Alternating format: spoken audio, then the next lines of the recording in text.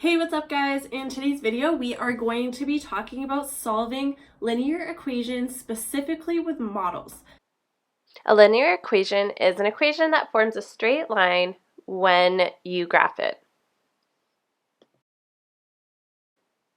A variable is any letter or symbol representing a quantity that can vary. We are also going to be looking at how to verify questions. So when we're verifying a question, we are making sure that we got that question right. So to solve these linear equation questions, I am going to be using something called an algebra tiles to help us solve them. So the algebra tiles are a model that represent numbers. So if I have a positive tile, it's 1. If I have a negative tile, it is -1. When I have these tiles together, they combine and they form something called a zero pair. So when they're together, they actually cancel each other out, and their value is 0. That is why they're called a zero pair. And there's a third type of tile, and this one is the variable. So this, instead of a square, is a rectangle, and I've written an X on it. And remember that X represents a quantity that can vary, so it can be any number. All right, so let us practice using our algebra tiles by looking at this equation on the board here. So we have x plus 4 is equal to 6. So to use our algebra tiles, we are going to put what is in the equation up on there. So I have an x, and then I have plus 4, so I'm going to add 4 positive algebra tiles. And I'm also going to do the same thing for the other side of the equation. So what we want to do when we're solving these is we want to isolate the variable, or we want to get that variable by itself. So what I would like to do when I am solving these is I want to make sure I am canceling out whatever is with the x. So because I have positive 4 with this x, that means I have to get rid of these 4. Because in the end, I want my equation to look like x is equal. So to cancel out a number, you just have to add the opposite to cancel it out. So I can go back to those zero pairs that we were talking about earlier in the video. And I can add in 4 negative ones. And because all of these create a zero pair, they're equal to 0, I can just take them away. So now we have left over x and then positive 6. However, we cannot leave this equation like this. Yes, we have x by ourselves, but we have not done all of the steps yet. What we have to do is we have to preserve equality. So that means whatever we do to one side of the equation, that means we have to do it to the other. So because on this half I added -4, that means I also have to do the same to this side. So it doesn't matter if you're adding, subtracting, multiplying, dividing, you always must do the same.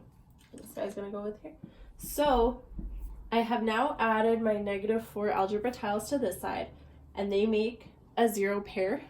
So I'm going to take away all the ones that have made a zero pair. What I'm left over with is x is equal to 2.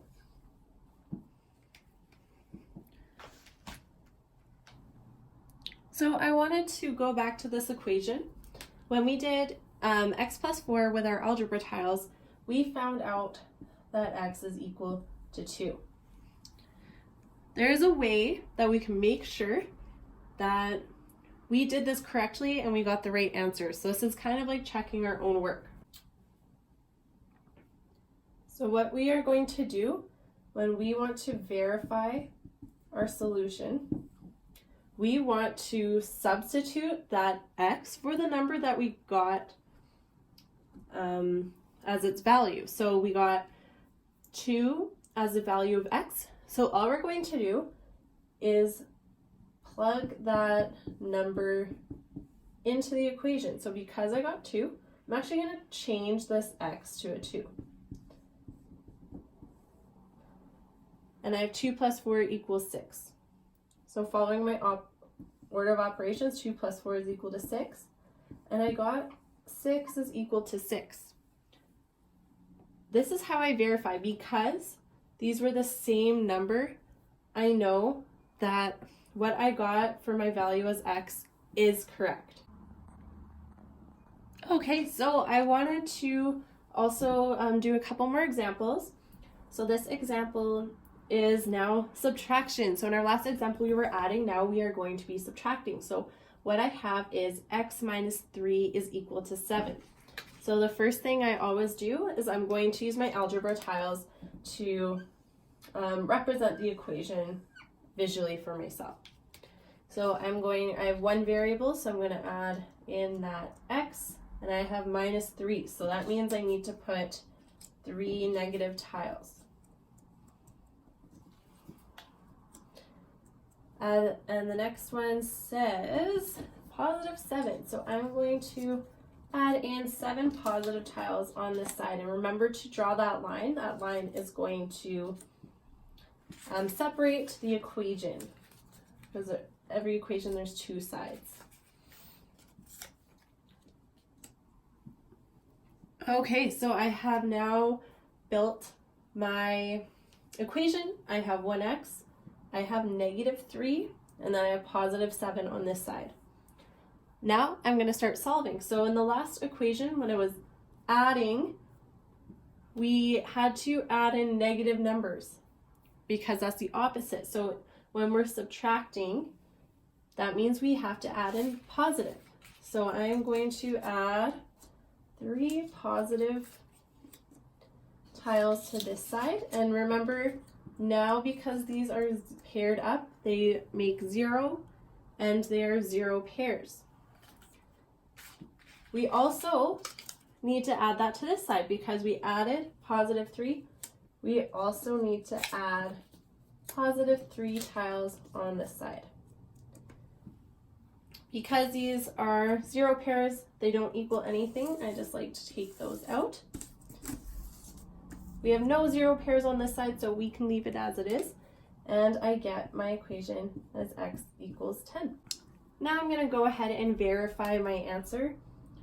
I discovered that x is equal to 10.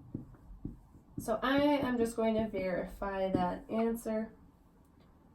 I always rewrite my question.